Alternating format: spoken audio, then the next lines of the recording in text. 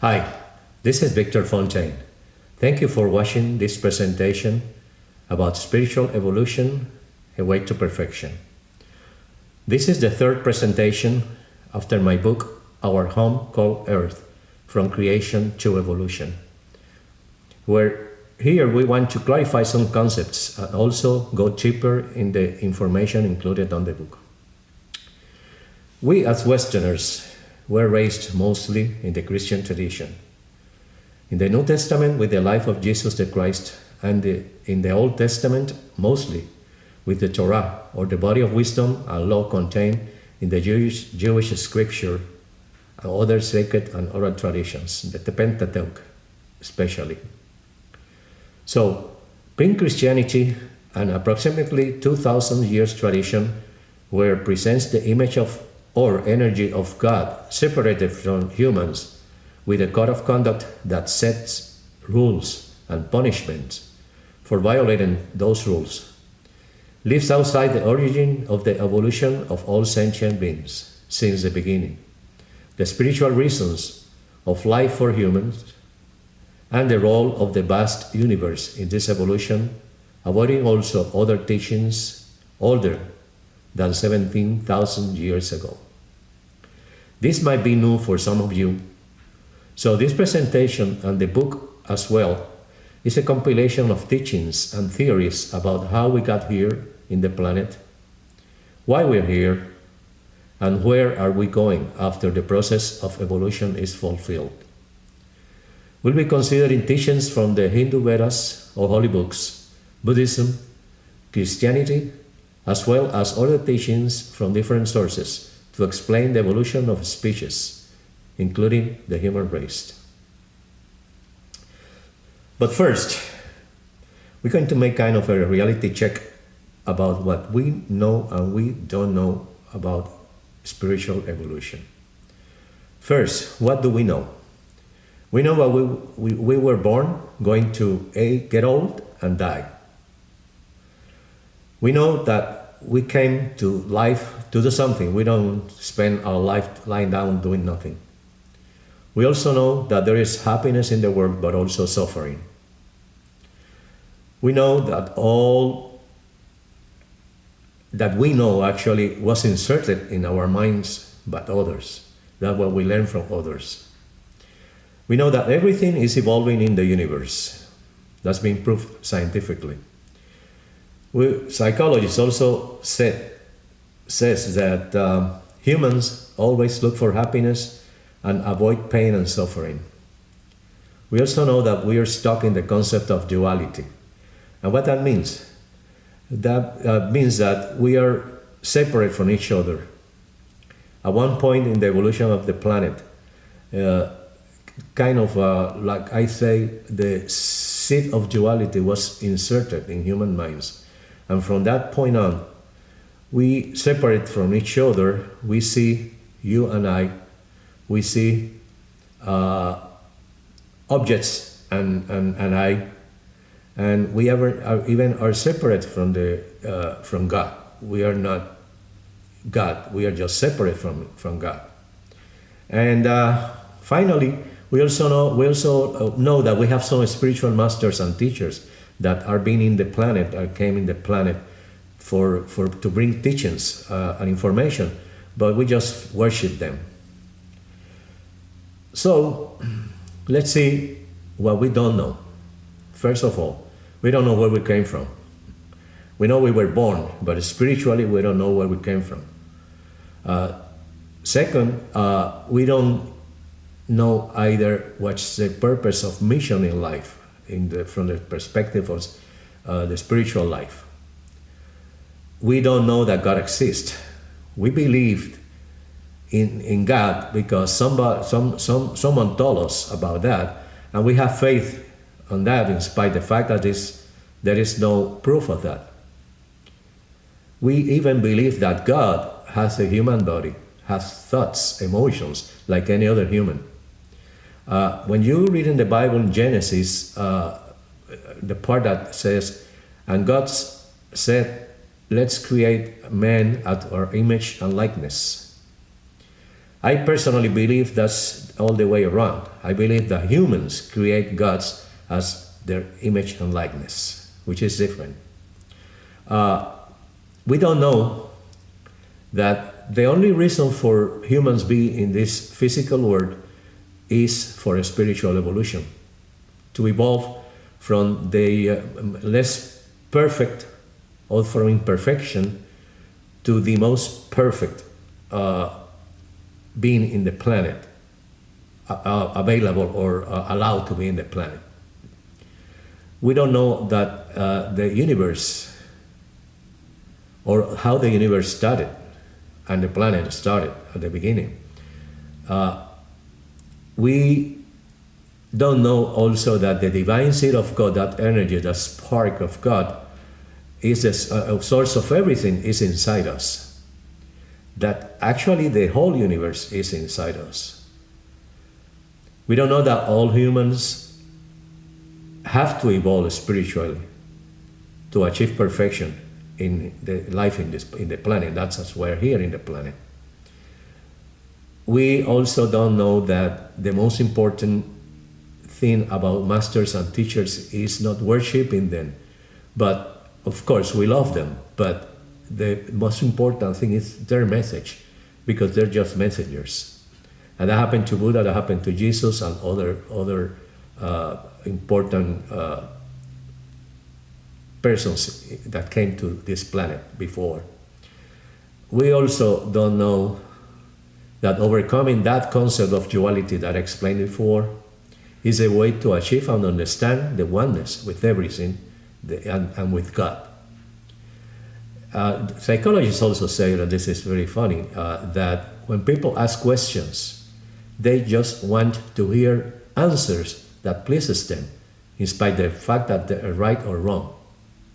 And finally, we don't know that the more we focus and get attached to our reflection in the material world, in other words, the more we get attached to what we believe we are in this material world and everything that surrounds us, the farthest we go away from our higher spiritual and principles and true reality. So, in the Bible, chapter 1, Genesis, explains how God created everything in the planet. However, there are some other teachings or theories about how that happened. And I'm going to describe now, I made a comparison between the three major important spiritual teachings in the world. I'm going to talk about first the Hindu Vedas, Buddhism, and Christianity, and how similar they are in lots of aspects included in the teachings and the holy books. First, we're going to talk about the Hindu holy books, the Vedas, that they were written roughly from 1100 to 1700 before Christian era, and they refers to God as the primal energy, the creator of everything, and divide this energy, or God, if you will, in three different qualities. First, the quality of creation is when that quality manifests in the universe, gather all the necessary material in the universe to create, to build a planet or a solar system or a galaxy. And in the Hindu Vedas, that quality of creation of God is called Brahma or Brahma, which is the creator. But once everything is created or the creation is done, then there is another quality that is manifested in the universe in front of that creation, which is the quality of the energy that maintain and hold the creation for the period of time of evolution. And that's in the holy books of India is called Vishnu. They call them gods also, but it's just one God with three different qualities of manifestation. And the third one is called the destroyer or the transformer, when the creation, that creation that was built at the beginning needs to be transformed because it reached the top of evolution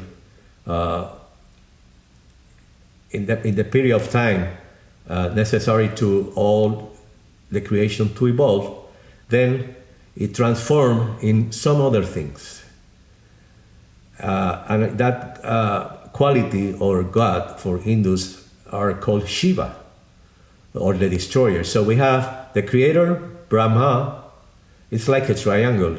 The creator of Brahma, which is who manifests everything, the maintainer and holder of the creation, which is Vishnu, and the destroyer or transformer, which is Shiva. But we can find, this is a triad, these three qualities. We can find similarities in other also teachings, spiritual traditions. In Buddhism, it is said also that Buddhism refers to the three self-emanating, self-originating Buddhas. They're called Adi-Buddhas, and the names are Samantabhadra, Vairocana, and Vajradhara. So there's also three qualities of the same creator, like the Hindu Vedas explained before. When we go to Christianity, you have the threefold persons of God, which is the Father, Son, and Holy Ghost. So you can see the similarity between the three major or religious or spiritual teachings in the world. So we're going to explain now the creation. After the creation of the planet in the world, the process of evolution in the planet started in cycles, or called eras, in Sanskrit called yugas. And these yugas are very well explained in the Hindu Vedas. And it says that those eras has a 4 age cycles that last for millions of the years. And a complete yuga starts actually the beginning with the Satya Yuga, going to the Tetra Yuga, which means 3 or the third, then to Dwapara Yuga, which means the second, and then finally to Kali Yuga. Our present time, the time that we're living right now, when it started more than 3,000 years before the Christian era, is called Kali Yuga. And it started at the end of the Mahabharata war described in the epic poem of Bhagavad Gita. So we're going to see now those yugas, what those yugas or eras represents.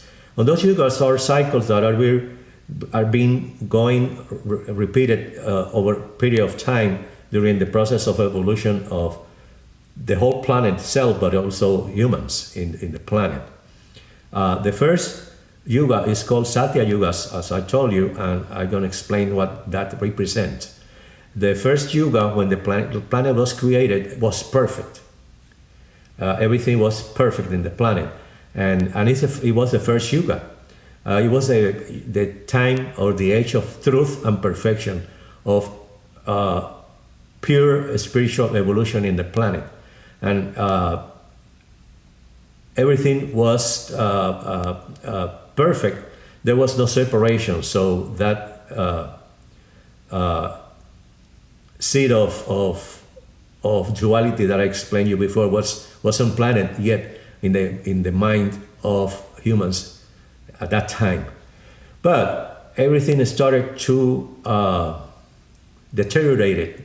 The spiritual evolution started to slowing down, and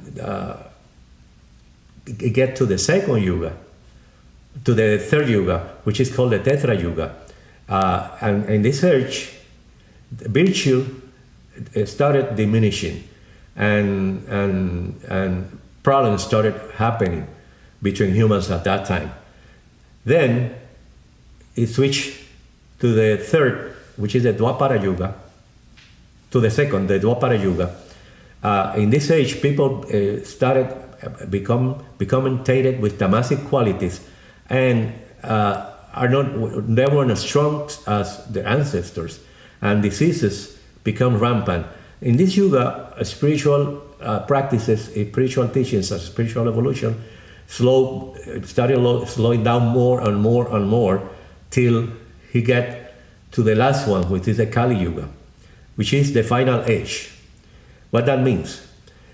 Started with the Satya Yuga, then the Tetra Yuga, then the Dwapara Yuga, to the Kali Yuga. When that era, or the final age, is called the final age, the Kali Yuga, because it will turn back again to the Satya Yuga. The Kali Yuga is the age of darkness and ignorance. People become sinners and lack of virtues. They become slaves of their passions and are very powerful as their earliest ancestors in the Satya Yuga. That means that all the spiritual teachings and the spiritual evolution stopped, and the spiritual teachings were corrupted. So, because the spiritual teachings were corrupted, people were told different stories about the spiritual evolution of the planet, about the creation of the planet, and the appearance of the humanity in the planet. So, because that happened, it get to a point of wars and so many problems that everything is kind of crumbles in that era, and it crumbles, not destroyed, but it crumbles to start again the first era, the Satya Yuga, and it crumbles to restore all the spiritual teachings. And the real spiritual teachings and the spiritual evolution of humans in the planet, to achieve the perfection in the evolution of the humans and the planet. So, in a macroscopic view of that, you'll see that we have the universe. The Vedas tells that the universe is kind of awake. The physical universe is working, is alive for a period of time, which is called pralaya, and then it disappeared physically to go dormant, and it's called Manvantara, which is called the Great Cosmic Day. So, for that to happen, the Pralaya and Manvantara, or Mahapralaya, which is the Grand Cosmic Night, which is the Mahapralaya, is everything is dormant. The planet have to go through 7 cycles of Satya Yuga, Dwapara Yuga, Tetra Yuga, and Kali Yuga. In the 4th cycle is the part where is the terrestrial period, is when everything is manifested physically in this planet. And during that period, there is some teachings written by a Russian lady called Elena Petrovna Blavatsky, information that was given to her by one of the Ascended Masters that explains how the evolution of the planet works. And during that period of evolution, from the less evolved human to the highly evolved human, just achieving perfection, it has to go through 7 races and 7 sub-races into every race. That's the way of evolution of the planet. The 7 races, the first race was called the polar race. Then the second race, the Hyperborean race. The third race was a Lemurian race, and the Lemurian race was a race of black people, big black people that lived in a continent that was in the Pacific Ocean, that sank in the ocean many millions of years ago, and it was called the Lemurian race. Actually, black people in the planet right now are ancestors, are part of what it was the Lemurian race back then. Then After the third race, it came the Atlantean race. What was the fourth race? And right after the Atlantean race, when the Atlantis was destroyed, and was destroyed because of the struggle between the dark forces and the light forces in the Atlantean society. When it was destroyed and sank on the ocean, lots of people from the Atlantean race and even from the Lemurian race flee from Atlantis and went to different places in the Middle East, in North America, in Africa, and then started what it is called the Aryan race, which is the race that we have right now. So this is the fifth race in the planet. We are in the sixth subrace of the Aryan race, in the fifth race on the planet. We have to go 2 more races, the sixth and the seventh, to achieve the highest step of evolution in the planet and achieve perfection, to move somewhere else in the universe. But that's very well explained in the third book of Madame Petrovna Blavatsky, Elena Petrovna Blavatsky, that she wrote, is called Anthropogenesis.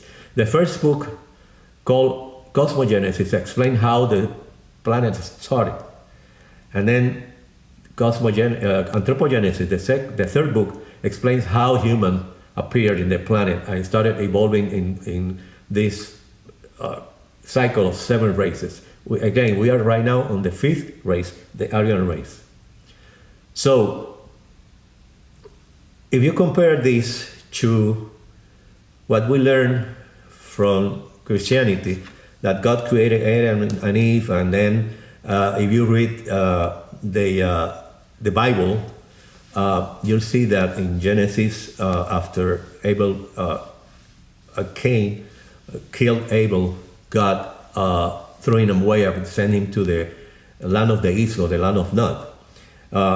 In the Hebrew traditions and old Bibles, it is said that at that point, after Cain went to the land of Nod, he found his wife and he married her.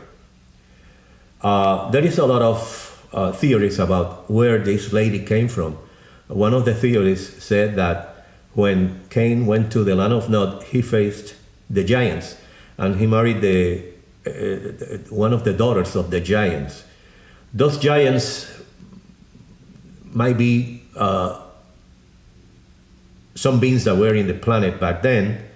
There are some theories that says that there were humanities from other planets that came to Earth to help to advance the process of evolution of humans in this planet. This theory also explains that at that point when Cain married his wife, or the daughter of the giant, and had his son, which was Enoch, actually started perfectioning the race, the human race at that point. Because before that point, humans, or the beings that were in the planet, were not, they don't have the concept of themselves. They didn't realize that what they were. And with this connection and the help of these daughters of the giant, or the giants themselves, man acquire self, know himself, know what he was. And it was a kind of a quantum jump on the evolution of humans in the planet, because before that, they were like animals. Animals, they are lovely, they like dogs and cats, whatever, even wild animals. And they have emotions, but they don't know what they are. They look at themselves at the mirror, and they don't know that a dog can look at the mirror. They don't know, he don't know he's a dog, or he's a cat, or whatever. Within this quantum jump, at that point, humans realized what they were, and they were conscious of what they were, and started developing their ego. And to the point that we are right now. Masters of the Far East and also ascended masters in the past explained that that was the first quantum leap for humanity. There's a second quantum leap that is coming, and is when we humans now at this point discover our true reality and discover our divinity, discover that God wasn't never separated from us, that he's in us. There is a divine spark in humans, that the purpose of living in the planet is to learn how to spark, how to ignite that divine spark that are inside us to become part of God. It's like the example that I always give people. When you go to the beach and you have take a glass of water out of the beach in the ocean, like here in Florida, you go to the East Coast where the Atlantic Ocean is, you take a glass of water in your hand, you can check that water in your glass is exactly the same as the water in the ocean, but it's not the ocean. It's part of the ocean in a container. And that's what we are. God is the ocean. And we are God in a container, in this body. Our purpose in this planet is to evolve spiritually, to learn and evolve spiritually and acquire that quality of God. In other words, what we're going to do when we evolve and achieve perfection is to get the water in the glass and put it back in the ocean. And then we melt with the energy of God. So, thank you for watching this presentation again.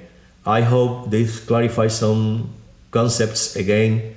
If you got any question, you can check on my website. There is, you can send me an email. On the website, I would gladly answer any questions. These are a compilation of teachings from different sources. And I also encourage people to learn, to study, not just get stuck in just one teaching, but compare all teachings and ponder what you believe is the best for you. So until next time, my next presentation on the website is going to be about what happened after we die. And it's going to be based on a Buddhist teachings included in a book called the Tibetan Book of Death. Also, there was a Egyptian Book of Death, and it explains what happened after we die. So until then, check on my website.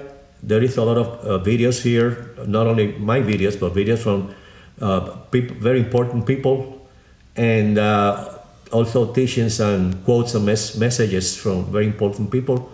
And I see you in the next presentation. Until then, namaste.